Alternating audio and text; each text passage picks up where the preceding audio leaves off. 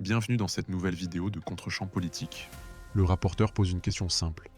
Est-ce qu'on peut donner la parole à un représentant d'un État terroriste sur les antennes du service public? Et là, avant même que la présidente de Radio France ait pu répondre, une députée coupe la parole, attaque le rapporteur, défend l'ambassadeur iranien. Le rapporteur hors de lui. Je ne comprends pas pourquoi vous voudriez défendre l'ambassadeur de la République islamique d'Iran. La salle s'emballe. Plusieurs voix se croisent. Le président de la commission est obligé d'intervenir en direct. S'il vous plaît, on va avancer. Mais le rapporteur ne lâche pas. Il sort la question finale, celle qui va tout faire exploser. Ce qui se passe à l'Assemblée vous concerne, abonnez-vous, on vous montre tout. Merci, Monsieur le Président. Le 18 janvier dernier, dans l'émission 7h50 le week-end sur France Inter, Radio France a offert son micro à Mohammad Ahmadinejad, ambassadeur de la République islamique d'Iran en France. Pendant plus de 10 minutes, ce représentant officiel d'un régime aux méthodes terroristes a pu dérouler toute sa propagande jusqu'à affirmer que son régime n'avait pas de sang sur les mains et que les morts imputées à l'Iran ne seraient que, je cite, de simples chiffres inventés par leurs ennemis, en l'occurrence les États-Unis et Israël. Bon, Madame Hadizadeh explique que tout ça est faux. Je ne comprends pas pourquoi Madame Hadizadeh voudrait défendre l'ambassadeur de la République islamique d'Iran. Tout ce que j'explique est factuel pour être vérifié. On sait, vous le savez, que la République islamique d'Iran a procédé à des massacres à huis clos et a tué, dans une barbarie extrême, plus de 30 000 personnes en l'espace de 48 heures, lors notamment des nuits des 8 et 9 janvier. Le bilan humain, depuis, continue à s'alourdir. Ce régime est désormais qualifié par la France, par l'Union européenne comme un régime terroriste. J'ai interrogé d'ailleurs le comité d'éthique de Radio France, la médiatrice de Radio France, qui ont justifié ce choix d'invitation au nom du pluralisme, estimant, je les cite, que toutes les voix doivent être entendues sur Radio France. Et je vous pose donc une question simple. Est-ce que vous auriez invité Oussama Ben Laden? Est-ce que vous auriez invité Salah Abdeslam? Est-ce que, selon vous, on peut donner la parole à des terroristes sur les antennes du service public, même au nom d'un débat contradictoire, parce qu'en l'occurrence, il s'agit d'un représentant d'État terroriste désigné par la France et par l'Union européenne? Il y a des règles pour exercer, dans lesquelles nous nous inscrivons, les règles de la loi notamment. Et cet ambassadeur est le représentant d'un État reconnu. Et il y a de l'intérêt à l'entendre, à pouvoir le contredire, à pouvoir le mettre parfois en difficulté sur certaines de ses déclarations. Mais vous savez, ce qui m'ennuie beaucoup, surtout dans la façon dont vous présentez les choses, est-ce que vous voudriez nous faire la liste de tous ceux que nous ne devons pas recevoir? Est-ce que c'est ça le pluralisme? Mais attendez, s'il vous plaît, ne mélangeons pas tout. Ne mélangeons pas tout. Dans ces cas-là, il ne faut pas qu'il y ait d'ambassade et qu'il n'y ait pas d'ambassadeur en France. Voilà. Et par ailleurs... Donc il faut dans ces cas-là demander, monsieur le rapporteur, au ministre si des Affaires étrangères qu'il n'y ait plus d'ambassade d'Iran en France. De qualifier cet ambassadeur de terroriste, je vous laisse la responsabilité de cette formulation. Et encore une fois, vous voyez comme c'est étonnant, on parle de pluralisme au démarrage et ensuite on ferait la longue liste de tous ceux qu'on n'apprécie pas, qu'on déteste, qu'on ne voudrait pas entendre. Et vous voyez comment on part sur la liberté d'expression et on en arrive en fait à ne plus vouloir écouter personne. J'aimerais préciser que, monsieur le rapporteur, nous n'offrons le micro à personne. Le micro du service public n'est pas offert. Nous invitons et nous posons des questions. Nous pratiquons notre déontologie et notre pratique journalistique, qui est le contradictoire, qui est de pousser l'interlocuteur dans ses retranchements, de le mettre éventuellement devant ses contradictions. C'est notre travail. Nous faire ce que le public peut comprendre dans cette formule, nous faire l'avocat du diable. Donc il n'y a pas de micro offert.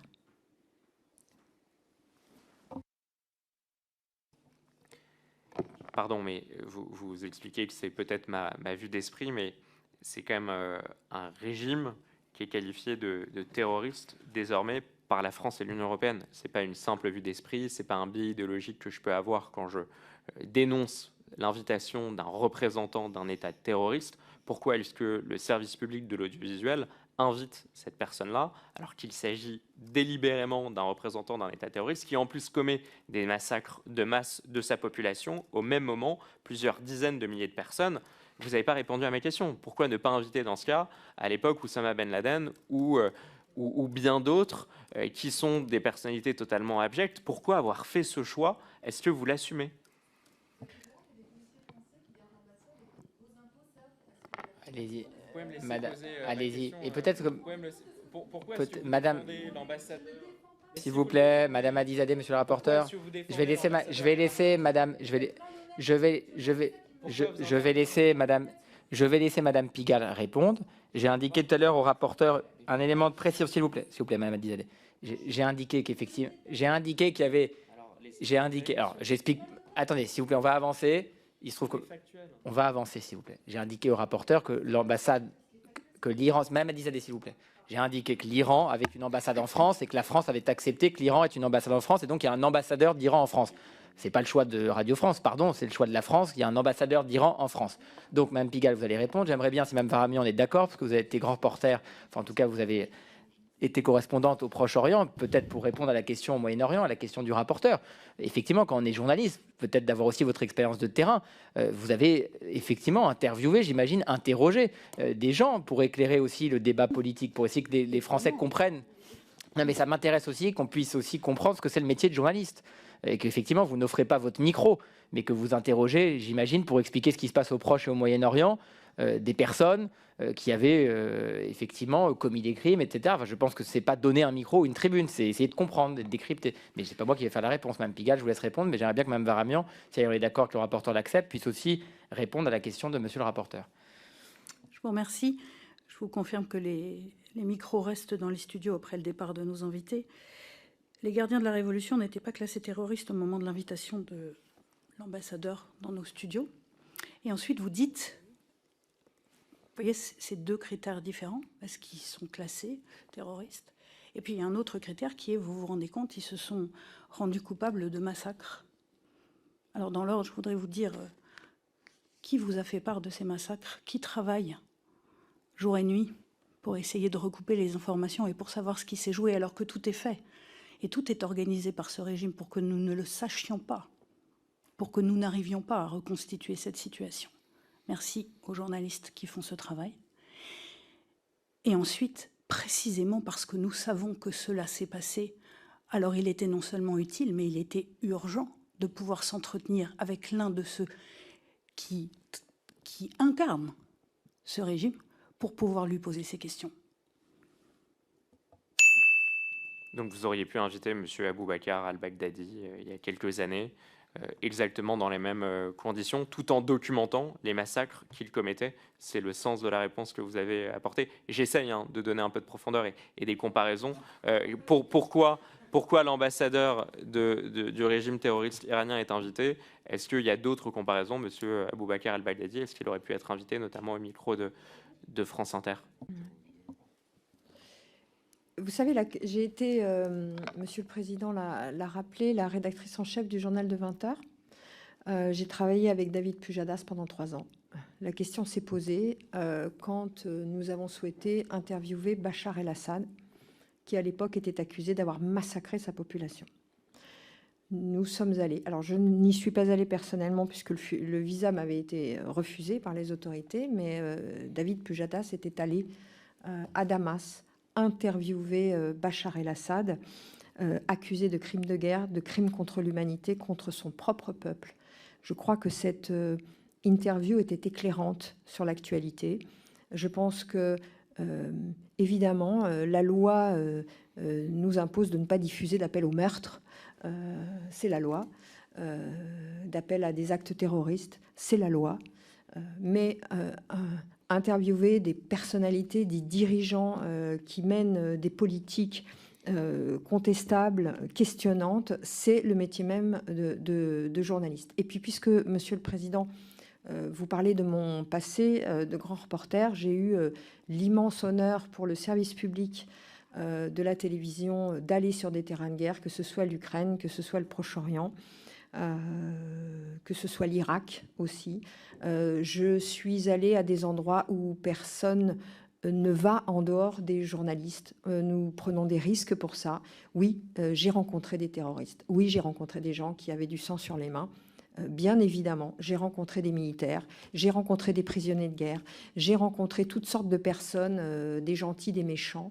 Je pense qu'un journaliste bien formé, comme je l'ai été sur le service public, et j'en ai beaucoup de gratitude, eh bien, est capable de mettre à distance toute la parole qu'il entend, est capable de contextualiser cette parole.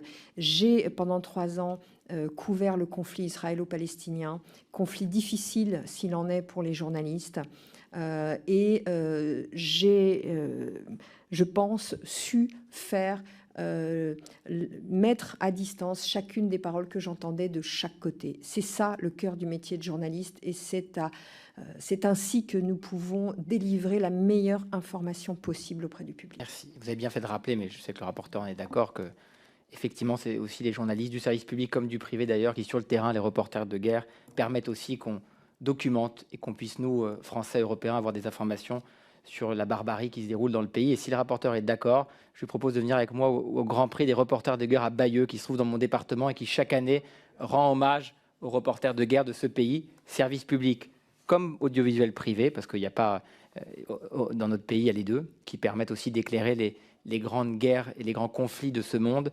Et on mesure, et je sais que le rapporteur le sait, on mesure chaque année à l'occasion de ce prix le courage, la détermination des journalistes du public comme du privé qui permettent de documenter les conflits dans le monde, la barbarie qui s'y déroule et la violence qui s'y déploie.